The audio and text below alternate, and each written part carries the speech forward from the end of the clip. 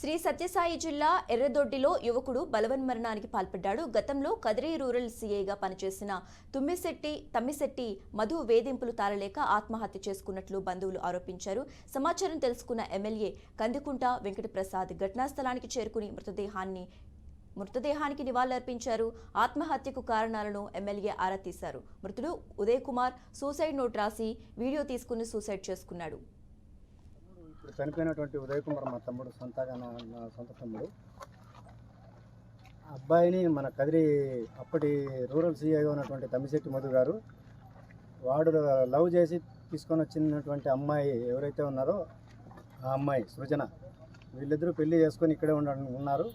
అయినప్పటికీ కూడా వాళ్ళు అక్కడ తెలంగాణ పోలీసులు వాళ్ళ టార్చర్ ఎక్కువై వాళ్ళ యొక్క ప్రోద్బలంతో మనకు రూరల్గా ఉన్న సీఐ తమ్మిశెట్టి మధు గారు మా ఇంటి మీదకి జరబడి ఇంట్లో ఉన్నటువంటి వస్తువులు చిందరవందర చేసి ఇంట్లో ఆడవాళ్ళను నానా దుర్భాషలు ఆడి మా తమ్ముడు ఇంకా నిద్ర లేలేదు 4:30 ఎర్లీ మార్నింగ్ వాడిని కొట్టి తీసుకెళ్ళి మధ్యాహ్నం వరకు వీని చిత్రహింసలు పెట్టినారు కదిరి రూరల్ స్టేషన్. కొట్టిన తర్వాత మళ్ళీ వాడు పెట్టుకోలేకపోయి ఇంటికి వాళ్ళు ఆడున్నారు చూపిస్తే వాడిని తీసుకొని వచ్చి ఆ రోజు ఇక్కడ పెట్టుకొని మళ్ళీ సిద్దిపేటకి తీసుకెళ్ళి అక్కడ 3 days పెట్టుకొని 12వ తారీఖు రిమాండ్కి పెట్టి అక్కడ సబ్ జైలుకి పంపించినారు సార్. కంది సబ్ జైలు, సంగారెడ్డిలో కంది సబ్ జైలుకి పంపించినారు.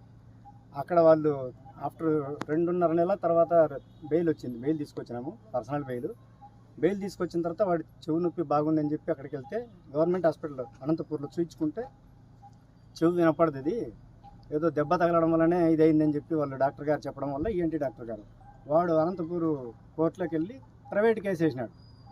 ఎవరెవరి పైన నేను దానికి సంబంధించిన కాపీస్ ఎవిడెన్స్ కూడా మీకు ఇస్తాను, ఎవరెవరి పైన ఛార్జ్ షీట్ అయింది అనేది కూడా.